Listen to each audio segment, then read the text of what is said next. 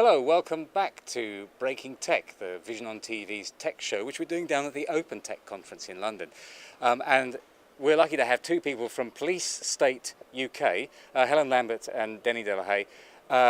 When did you set up Police State UK and what's it designed to do?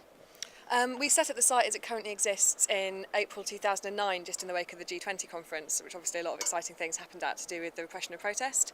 And it's designed to be an awareness-raising exercise to sort of inform people about civil liberties issues and particularly put a lot of disparate issues into context to create a sort of bigger picture, which might seem a little bit more shocking than each of the incidents in isolation. Okay, and how's it going? I think it's going pretty well. Helen started a Twitter account later on in 2009, and that's actually been the thing that's taken off more than the website or our Facebook profile, which is lagging way behind.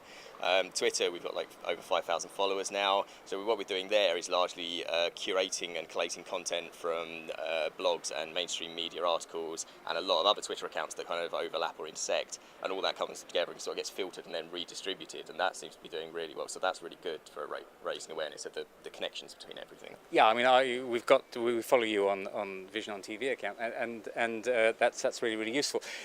What are the limitations of Twitter as a technology? I mean, in the sense that it's so fleeting, you know, those tweets. It is transient. You kind of good for archiving. Yeah, but you guys have been getting around that with the Storyfy thing, and we did one of those as well, and that's quite neat. But I think the thing that I find is the biggest problem with Twitter is you can't have conversations on there because they get lost and split out, and people who want to follow a conversation can't follow all of it. It's got no threaded comments, but that's kind of one of its strengths as well, because it means people can dip into and out of it without feeling like they have to run to keep up.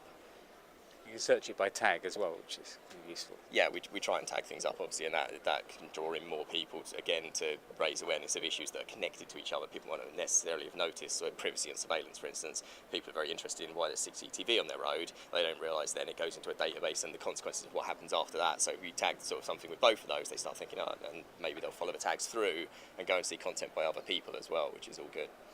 Obviously, you're covering a huge range of issues, Helen. What are you?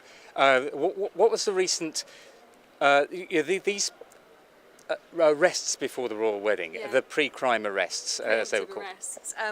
Well, the police have been doing surveillance of protesters for ages. I mean, FIT are obviously there at every protest with their cameras, regardless of whether or not you're causing any trouble.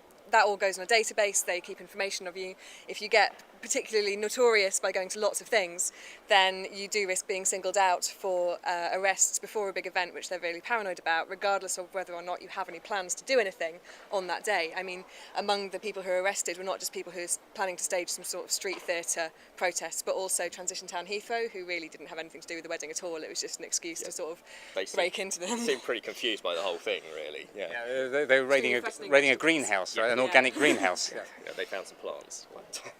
So they were being arrested for crimes like suspicion of conspiracy to cause a public nuisance or to cause a breach of the peace. It has tenuous written all over it, really.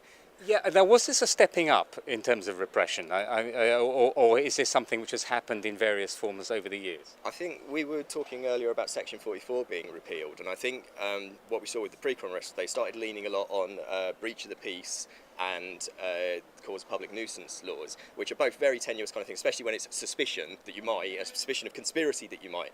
And I think it's subjective as well. It's the police think it's a breach of a peace rather than the public. Or that you might breach the peace in a few hours, Yeah. which is where they're on particularly bad ground, because there's already precedent saying it has to be a fairly immediate breach of the peace. So a lot of those things are going to come up as bad arrests, but obviously it's all over by then. They've kept someone in jail for 24 hours the way they wanted them out of the way. That's what they got. But I think they're using that legislation more now because they've lost some of the other powers they had. The anti-terrorism powers have started to look a bit dodgy, and it attracts a lot of attention when they misuse them. So they're looking for new laws to misuse. The police have got an awful lot of laws that they can lean on. And they're very ill-informed as well. If you talk to different police people in different forces, you're going to get different answers on how they can use their legislation. I mean, people who are tracking the use of anti-terror legislation to stop people taking photographs have discovered all sorts of misinformation and ignorance. Well, ACPO issued guidance on that 3 times to every force, and you'll still find almost, I don't know, 9/10 of police officers on the street will be ill-informed about when you can take a photo of a building in London. Yes, police ignorance of the law is always staggering, isn't it? But really worrying. Yeah. So how can people get involved with Police State UK? Well, we're always interested in people writing articles for us. We know that most of the people who are going to be interested in informing these things probably have a lot going on, so and possibly have their own blogs as well. But if anyone, our aim is to try and bring together information on lots of different civil liberties issues, each of which might be covered by other sort of niche projects, but to try and, you know, aggregate them so as to present it in a kind of unified light. Also, articles that we publish on our site, we don't try to retain any copyright or anything on those. The person who writes them retains the copyright, so if they want to cross-post to other sites, that's really good So by if you've us. written something on your blog that's relevant, send us an email, we'll happily give it some signal amp for you.